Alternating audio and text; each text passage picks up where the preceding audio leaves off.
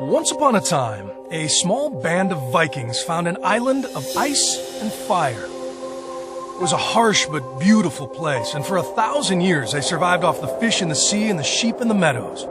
Dirt poor but wildly creative.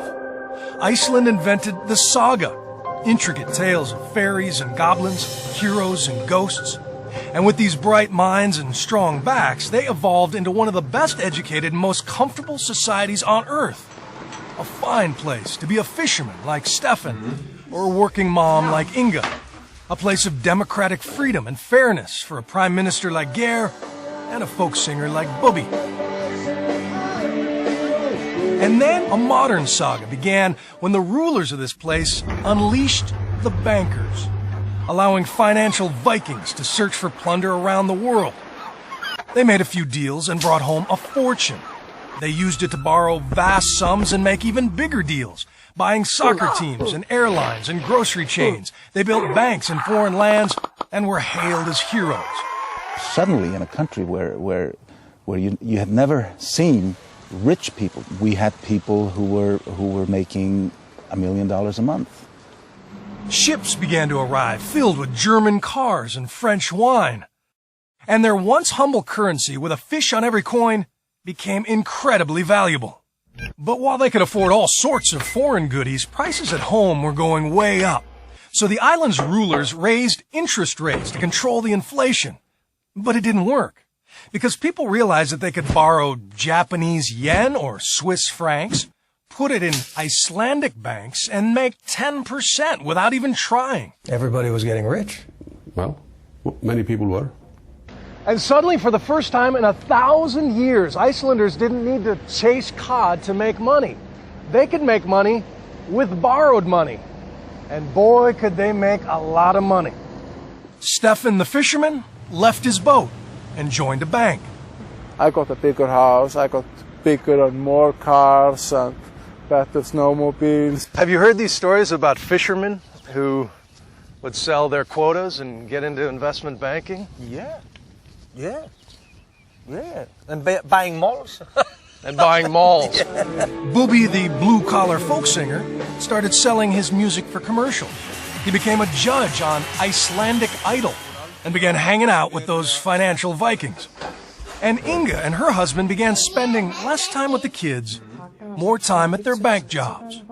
Everyone had to have the largest cars, the biggest houses, and people our age, around 30, they were just floating in money. I kind of felt like I had arrived in Parswell in the movie It's a Wonderful Life. Everything had changed so much, so fast. During this party, few people were concerned that Iceland's big banks had borrowed 6 times more than the entire nation produces in a year, or that they had vested most of it in something from America called mortgage-backed securities. After all, a big bank in New York had done the same. But when that bank crashed, Iceland's economy followed, almost overnight. I lost a lot of money. I lost my job. I owe a lot of money. I lost everything. I lost millions. Technically speaking, we are bankrupt. Like so many Icelanders, the value of their home collapsed almost instantly. And instead of owning much of their home, suddenly they owed the bank much more than it's worth.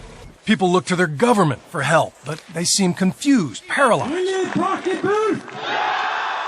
Crowds began to gather outside Parliament, growing bigger and angrier by the day. All kinds of people from all the different political parties, from all walks of life, people you had never seen protesting before. It's now known as the Pots and Pans Revolution. No injuries, few arrests, and instead of blood, streets ran with thrown food. But it was enough to force special elections. The prime minister replaced, and 2 protesters were voted into parliament. You got it all. Yeah. Now you are a member of parliament. Yes, I am. That's amazing. So from out here to in there, in the space of a few months. Yeah. Some think testosterone is to blame for most of this. Unlike the rest of this gender-equal country, it was mostly men running those banks and taking those risks. So more women now share the power and will help guide the recovery. And there is so much to recover. Unemployment is high, malls are empty. grand projects silent and unfinished. Stefan, he hopes to return to fishing. Inga writes an advice blog for other unemployed moms. Bobby is singing protest songs again, and like most of the people he used to lead, a former prime minister hopes hard work, simple desires, and the sea can bring them all back. In a land rich in sagas, what's the moral of this story? Better be a big fish in a small pond than small fish in a big pond. You still have to sail the ship home. I mean, through the hard times, it's through them who we become who we become. What is important in life? It's only now, the present, today. I got a newborn baby. I got a beautiful wife. I have friends. I have family. I have my guitar. And that's all I need. Life goes on.